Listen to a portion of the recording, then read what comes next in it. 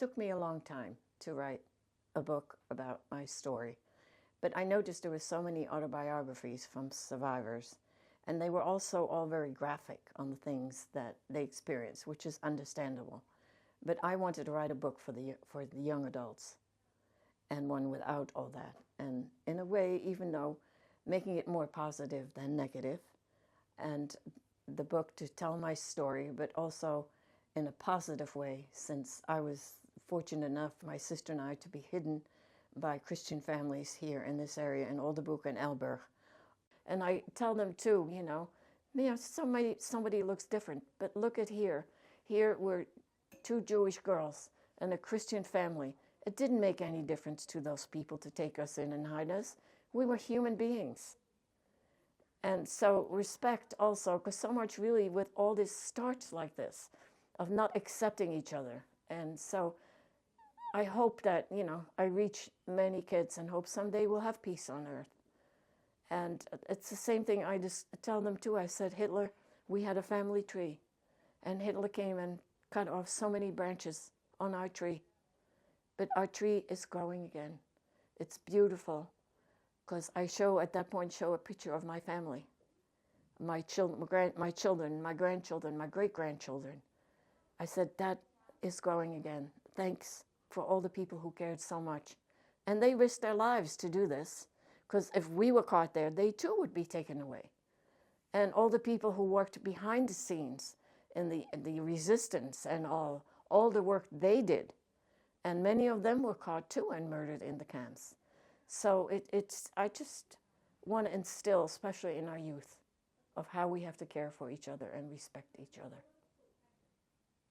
People are always interested in the title of the book. How could you come up with Chocolate's The Taste of Freedom? Well, because the day the Canadians entered the village of Elburg, nobody was, we had gotten word that they were coming and no one was outside.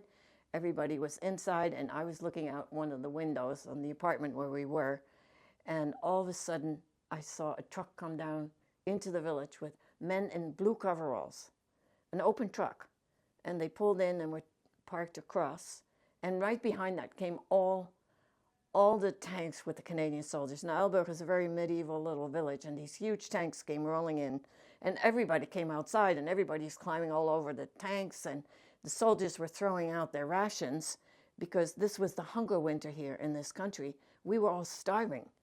And also other things. And there was a daughter in the second family where we were hidden in the village. She caught something and she wanted to give it to me. And I looked at it, no. And then she unwrapped it. And I didn't know, this brown thing on her hand. I didn't know what it was. So she broke off a piece and shoved it in my mouth. I thought, I like chocolate. So that was really my first taste of freedom. I didn't understand what was happening when I walked into that room. I thought it was, the mayor, and they applauded for her. Because everyone, you walk into a room, they all had their backs. And as I'm walking, I'm kind of looking to the side and saw this. And then the mayor explained that I was going to be the Ridder van Orange-Nassau. And I went, what? I was sitting there. And then people from New Jersey and from here all got up and made a speech. And I was in a state of shock because I had never expected anything like this. And then I went up to where the mayor was speaking, and she pinned the medal on me. And it was just amazing, absolutely amazing. So, and they handed me the proclamation already framed and signed by the king, and another proclamation which was done by the poet of Oldebroek just for me, for this occasion. So it was most amazing. And then seeing all these people there who I know far and wide was amazing. And the Anne Frank house was there also. So it was amazing.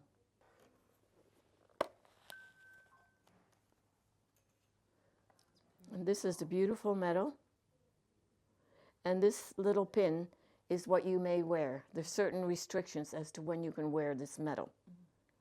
There's even a little booklet with it describing for men where to wear it, for women, and like only, very fancy clothes, and certain days that you are allowed to wear this. You just cannot wear this every day.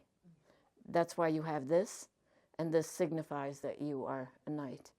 And it was kind of funny. One of my friends wrote, I sent him the thing, and he said, we have to get you a horse. So